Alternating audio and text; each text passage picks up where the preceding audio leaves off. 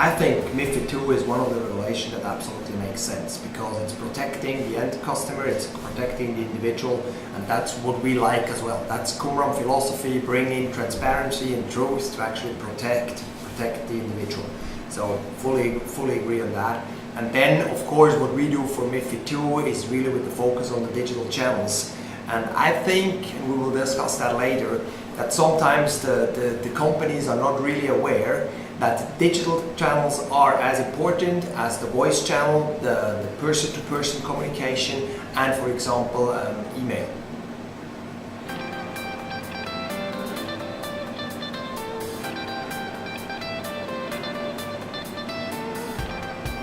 MiFID II is absolutely clear. Article 16.7 states that all e-communications has to be recorded the same way that in-person meetings have to be recorded and voice has to be recorded.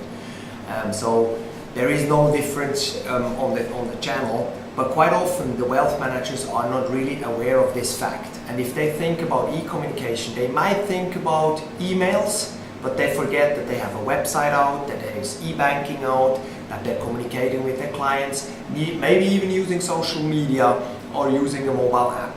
And that's exactly where Qumram comes into place, because you have to do it, and it's been an open gap.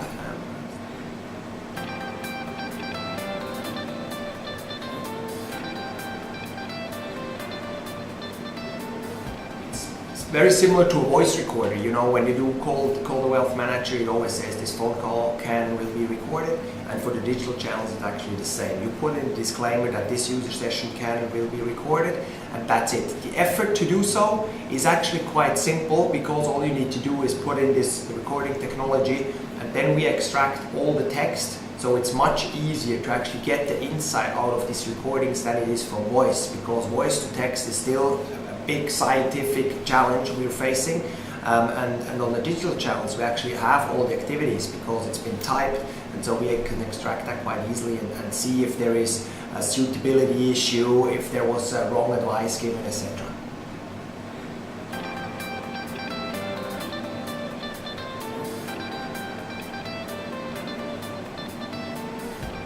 What we see, what they do today mostly is just having the old log files, the server log files.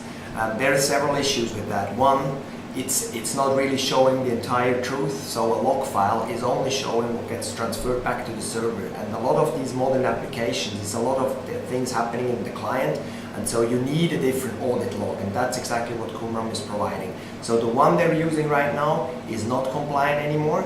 Secondly, a lot of the advice that's been given, and you know, MiFID II is not only about execution but also about advice, is actually in social media. It can be in a chat on LinkedIn or WhatsApp, and there is no solution in place at all. So the answer of the wealth manager today is writing policies to their employees: don't use social media, which is not good because it's not customer centric.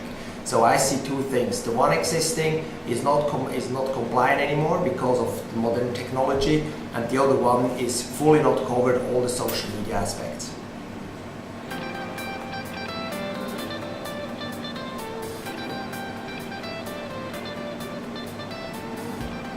The aspect you mentioned, I think the client centricity is really important. So it's a need for the client, especially the younger ones. They're out there, they're playing golf, and all they have is their WhatsApp open. So that's exactly the channel where they want to interact with their wealth manager. And so it's a clear customer need. And of course, the wealth manager, they want to do business, so they want to be accessible, they want to be reachable. That's why they respond on those channels. And from a compliant perspective, of course, you need to record them like everything else. And I think this is the only way to open it up and record it and make it fully compliant. The other example we all know is you have a policy in place not allowing the bankers to actually interact over these channels. I think what Deutsche Bank did just recently with prohibiting and having the policy up is going completely the wrong way. They will be losing customers, they will making existing ones angry, and I think this is an example of how it should not be done. And I think there will not be many followers on that, but the ones really going open social media are the ones succeeding.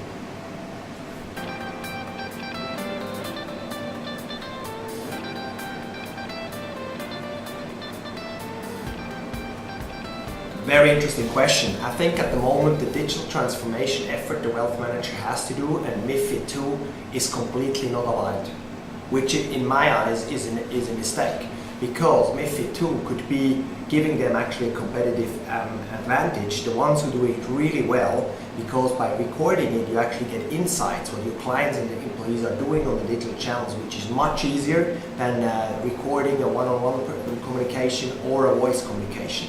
So I see MiFID II for the ones who take it seriously and do the digital transformation at the same time, meaning this year, beginning of next year, I think they will be leapfrogging their competition and their advantage towards a big time. And let's not forget the next regulation, which will come shortly after MiFID II in May 2018, which is the Data Protection Act, the GDPR.